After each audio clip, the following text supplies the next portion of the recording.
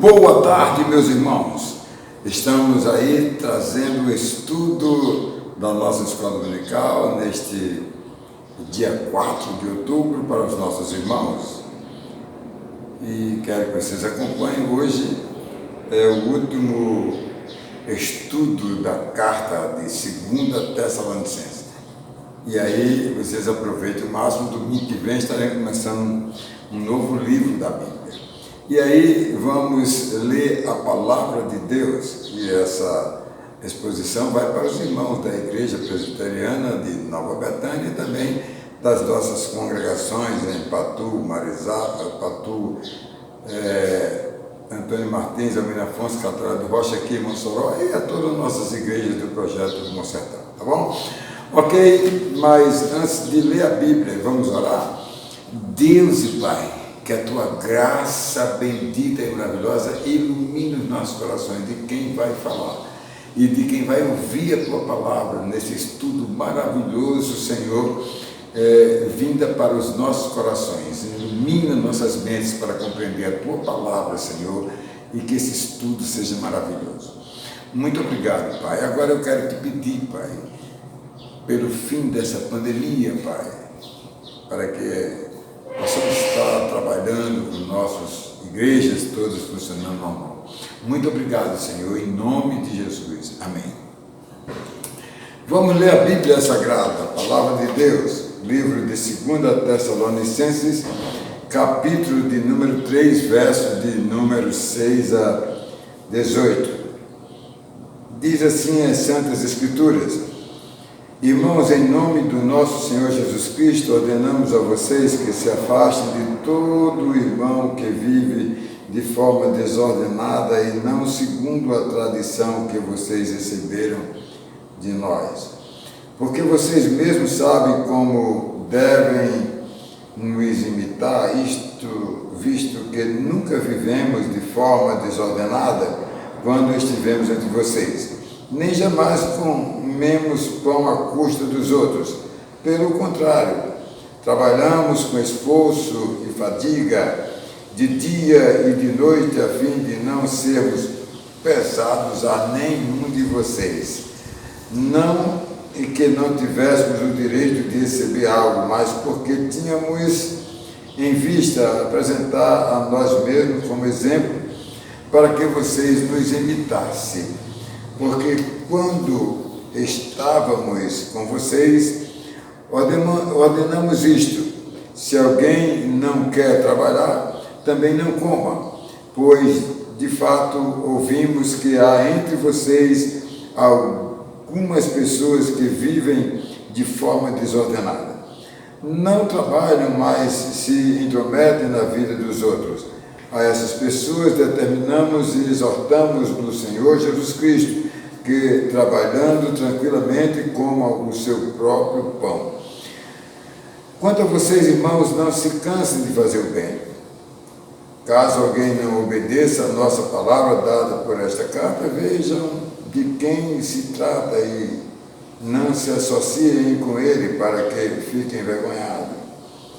Contudo, não o tratem como inimigo, mas admoestem-no como irmão. Que o Senhor da paz, Ele mesmo dê a vocês a paz, sempre e de todas as maneiras. O Senhor esteja com todos vocês. A saudação é do próprio punho, Paulo. Este é o sinal em cada carta. É assim que eu assino. A graça de nosso Senhor Jesus Cristo esteja com todos vocês. Nós lemos na Bíblia Nova Almeida Atualizada, sempre afirmo aqui, uma grande recomendação do pastor Augusto Nicodemos. Vamos para a nossa introdução. Eu escolhi 3 versos aqui. O verso de número 6, o de número 11 e o de número 13, para compartilhar com vocês a palavra de Deus. Não sou teólogo, mas faço minhas devocionais com algum cunho teológico. Quero que você preste atenção no que Deus me deu no meu coração. O verso 6. Vivem de forma desordenada. A vida cristã não se coaduna com uma vida desordenada, de jeito nenhum, onde as pessoas sem testemunho convivem por certo tempo, pois mais cedo ou mais tarde essas pessoas desordenadas irão criar aborrecimentos e aparecerão rapidamente entre vocês e vão gerar muitos transtornos para a vida de vocês. Tenham cuidado com esse tipo de pessoas que às vezes vivem dentro da igreja. Graças a Deus eu tenho procurado pedir a Deus para que essas pessoas não convivem, elas mesmo pedem para sair quando Deus atende as nossas orações. As pessoas desordenadas não estão nem aí, custe o que custar. Elas olham sempre para si mesmo, para dentro delas, e não olham para a obra, para as pessoas. Bem, isto é o que Paulo, meus queridos, vem combatendo entre os tessalonicenses, para eles evitarem esse tipo de relacionamento, né, e viver com esse tipo de pessoas desordenadamente. É a recomendação dele, meu irmão, porque eles, finalmente, eles convivem na igreja, fazer o quê, né? Precisamos ter todo cuidado. Bem, o segundo verso é o 11, que diz assim, não trabalham, mas se intrometem na vida dos outros. Ainda tem mais essa, né? Entendeu? O verso número 11, o verso que eu acabei de ler, vamos ver mais na frente. E nesse verso 11, meus amados, todo o trabalho que é feito com esforços, com luta, irmãos, hão de prosperar, mesmo que venha fadiga. A fadiga é por causa dos outros que não trabalham, certo? Mesmo que venha fadiga em face daqueles que estão no meio, atrapalhando, servindo, amados, não servindo esforçadamente, mas que estão lá no meio, certo? Em face daqueles que estão atrapalhando, fazendo esse serviço sem nenhum tipo de esforço. Paulo recomenda isso, né? Mas diz isso aos Tessalonicenses, mas de forma egocêntrica, querendo fazer só o que eles querem e assim atrapalham os outros. Estas pessoas, amados, falam mal, mas como falam mal? De quem lhe abençoa, de quem lhe ajuda, de quem tem algo, falam mal, mas o bem é bem, vai ficando bem para todos. Muito bem, veja bem, falam mal com quem convive, certo? Trabalha para si, não para o grupo, pensa mais nela do que a quem lhe serve e o coloca para trabalhar. Eu já plantei várias igrejas, tem algumas pessoas que estão nas igrejas, interessante, nunca esqueço disso aí. Eu fui numa igreja que eu plantei num aniversário, o pastor lá botou todo mundo para falar na festa bonita, eu com um livrinho verdinho que tem a história daquela igreja, assim, uma paginazinha para ler lá. Eu saí, terminou todo o culto, saí de cara amarela assim, fui embora para casa, cumprimentei todo mundo e depois essa pessoa teve algumas complicações com outras pessoas, mas para mim não me interessa. Tivemos o privilégio de dar aquele campo ali que eu me empenhei muito para essa pessoa ir para lá. Muito bem, amados, então recebem o trabalho de quem planta, mas desconhece e são ingratas. Só a minha história, eu conheço várias histórias assim. E o verso número 13, não se cansem de fazer o bem, amado. Queridos, o bem, ao ser feito, ele não traz nenhum tipo de, tipo de contraindicações, como tem naqueles remédios, aqui não tem contraindicações nenhuma, né? O bem não tem contraindicações, certo? Será sempre o bem e para abençoar as pessoas, independente de qualquer outro interesse. Foi esta lição que Paulo deixou para os Tessalonicenses, para eles se esforçarem na obra missionária de anunciar as boas novas da salvação para os perdidos pecadores. Essa era a missão de Paulo para aquela igreja nova. Amados, nas igrejas plantadas pelo projeto Rumo ao Sertão, sempre tivemos o cuidado de orientar os irmãos, de exercitarem esta prática, né? De fazer o que há de melhor na obra missionária para atender as pessoas, para elas aprenderem também a valorizar o bem em suas vidas, para serem também ricamente abençoadas, meus irmãos. Então vamos para o primeiro ponto do nossa exposição de hoje para vocês, não é? Bem, o verso número 6 é o primeiro ponto do nosso estudo de hoje. Vive de forma desordenada. Vamos falar agora dos desordenados, dos que estão aí desarrumados, que estão aí criando problemas. Uma vida, amados, que sai fora do padrão da fé, a tendência dela, naturalmente, é gerar desconforto e dificuldade com quem convive. É isso que acontece.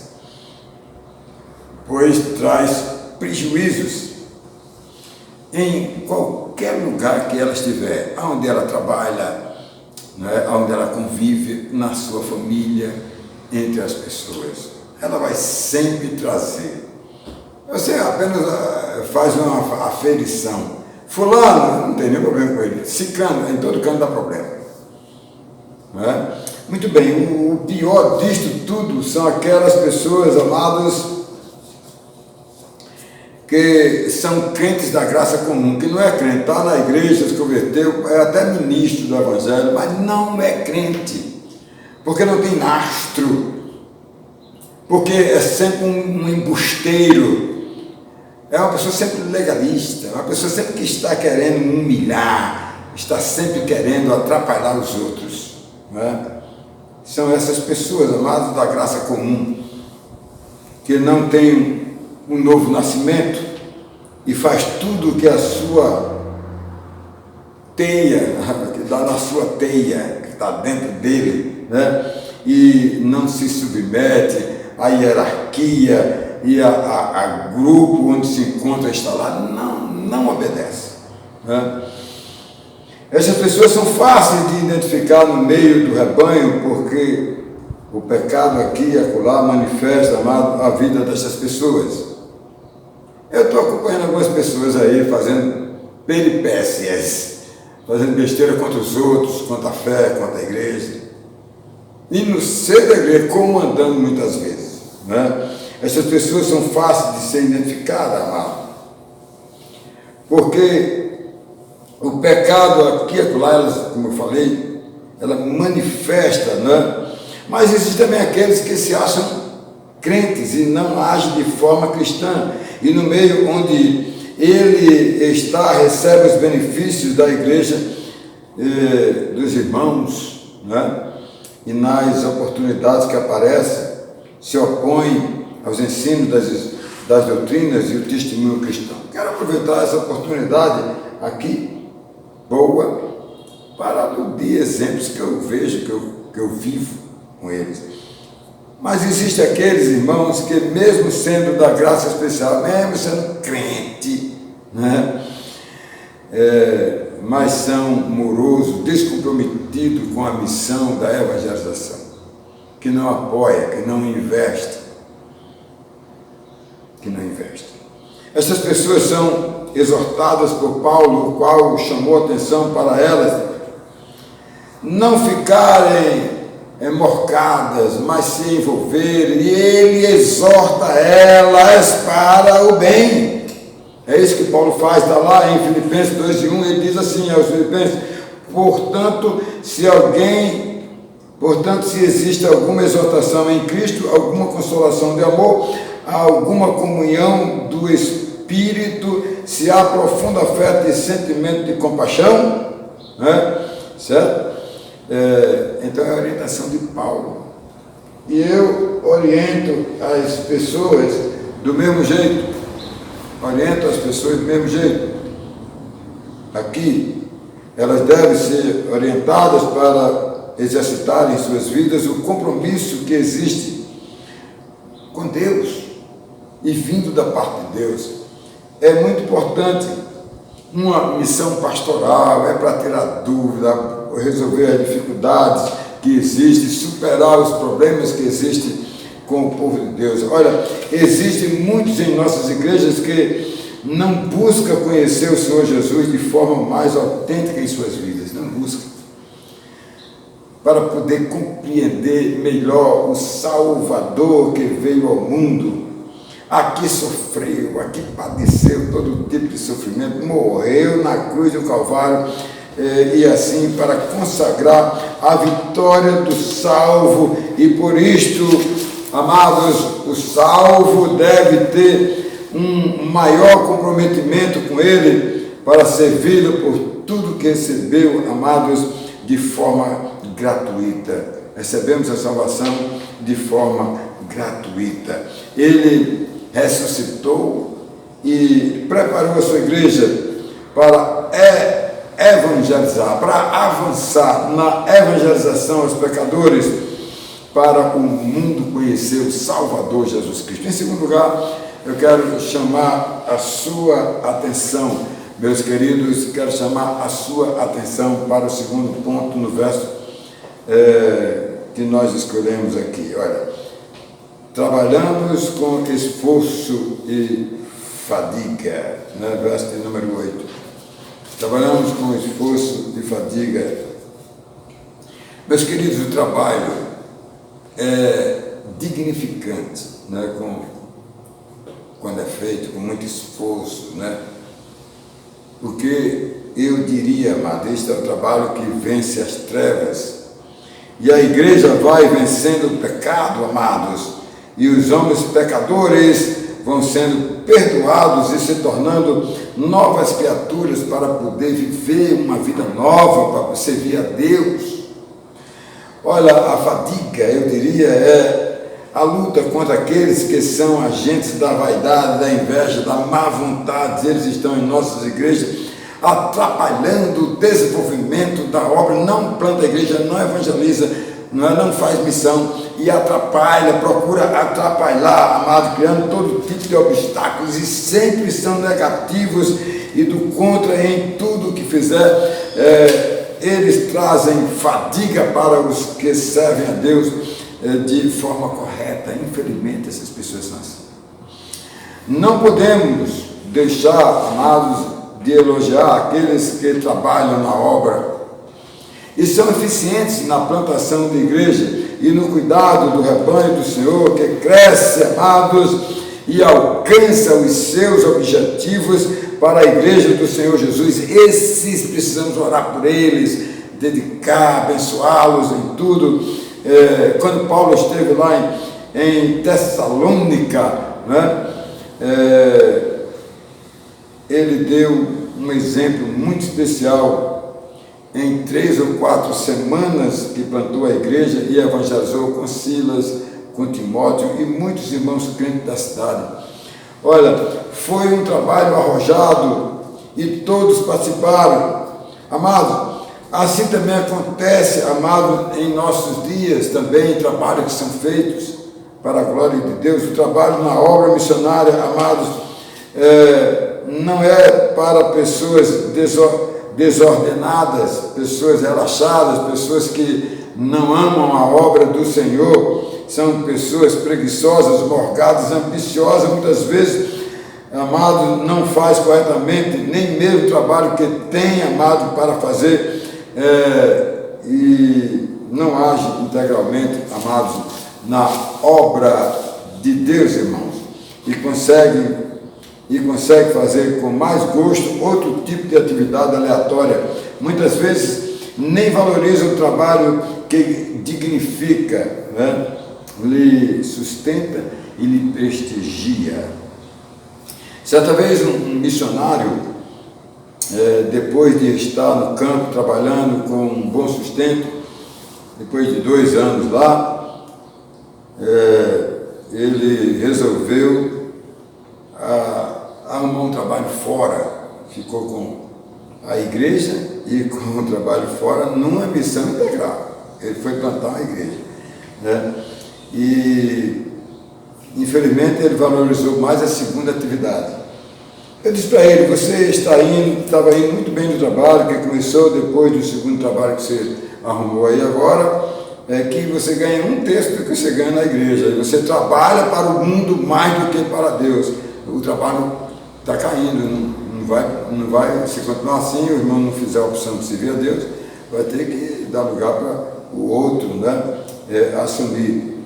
Amados, todos aqueles que fazem o trabalho do Senhor com zelo, com esforço, amados, eles vão muito bem, mas aqueles que procuram tirar proveito da obra de Deus se dão mal.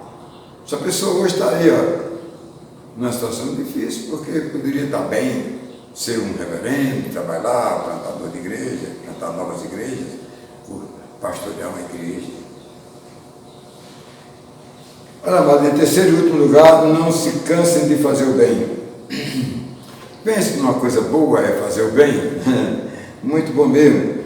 E isso foi o ensinamento do Senhor Jesus e dos apóstolos, como Paulo falou para os Gálatas lá, capítulo 6, verso de número 9.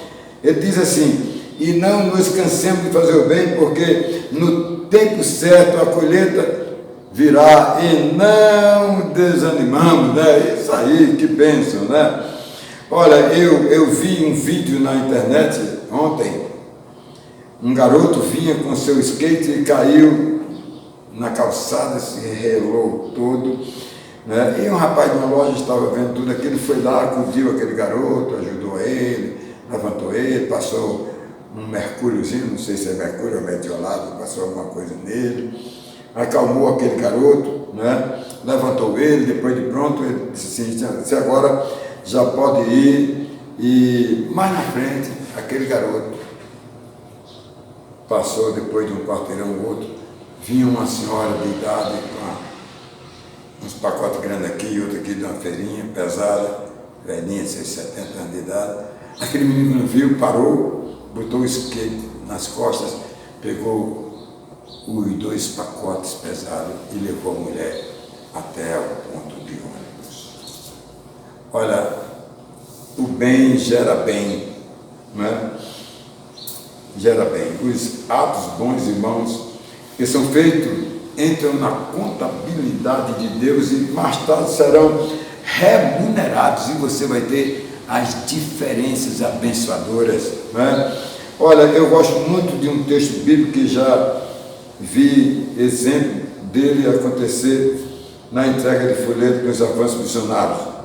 Ele se encontra em Eclesiastes capítulo 11, verso 1, ele diz assim: lança o teu pão sobre as águas, porque depois de muitos dias você o achará. Olha aí, né? Eu já vi muito isso, já vi o maior bem que o crente pode fazer para alguém levar as pessoas ao Evangelho, pois ao ouvir, eles creem e o homem pecador muda a sua vida para ser uma nova criatura, salvo e deixar de ser escravo do pecado, inclinado para o pecado, e passa a ser um herdeiro de Deus e inclinado unicamente para Deus. Em vários casos, mas lá na cidade de Marizal eu nunca me esqueci. É uma senhora viu eu visitando com os irmãos da igreja, me chamou e disse: o senhor, pastor Max Velho, o senhor se lembra que há uns 5 anos atrás o senhor passou com um grupo de pessoas evangelizando, era um avanço missionário? Me lembro, senhora. Pois se lembra aquele folhetinho que o senhor me deu? Eu cheguei em casa, li e guardei. Entra aqui na minha casa. Entrei na casa dela, estava lá o folhetinho. E eu disse: no dia que o Senhor tocar no meu coração essa mensagem, eu estarei indo na igreja. Aí foi a partir daquele dia na igreja, e creio que ainda esteja até lá.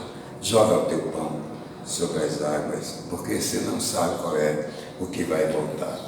Meus amados, a recomendação de Paulo era muito pertinente, queridos. Na igreja existia realmente descompromisso, que só faziam críticas, aquelas pessoas, sabe como é, descompromissadas, que só criticam, né? E não trabalham, e levam os irmãos a trabalharem com esforço e se fadigar. Entendeu como é? Com aqueles que estão só assistindo e não estão fazendo nada, criticam e não se envolvem. Eles trabalhavam e ainda tinha que vencer a má vontade dos outros, dos irmãos que trabalhavam, né? Então, a recomendação de Paulo é para superar esses problemas, amados, cada vez mais com esse amor de Deus na oração em favor da superação de todas as dificuldades. Assim deve ser o agir da igreja, formada por crentes escolhidos, eleitos da graça especial, que são verdadeiramente crentes. Eu quero concluir em 3 pontos. Primeiro ponto, em primeiro lugar, o que a igreja primitiva enfrentou é o que se enfrenta hoje. Sempre tem irmãos que não aceitam a doutrina da igreja e vivem diferentes, discordando de tudo na igreja. Eu conheço um irmãozinho que discorda de tudo, não foi do lado dele, foi da esquerda ou foi da direita, sei lá, do lado que ele tiver, ninguém mais presta, né? É lamentável aqueles que seguem corretamente a fé, né? E vivem de forma desordenada, é triste, né? Em segundo lugar, amado, a missão da igreja é sempre feita por aqueles que reconhecem a necessidade de se envolverem no trabalho e os desafios, amados, e assim eles podem dizer: trabalhamos com esforço e com fadiga, mas trabalhamos porque a obra é do Senhor. E por último, em terceiro lugar, essa recomendação de Paulo aos Tessalonicenses foram especiais para vencer aos que geravam todo tipo de problemas. E Paulo recomendou e disse: não se canse de fazer o bem, faça o bem, isso é muito bom, é gratificante, você cresce, você está numa situação difícil, você está triste, faça o bem, e você fica bem, principalmente o bem da palavra de Deus. Que Deus te abençoe. Amém.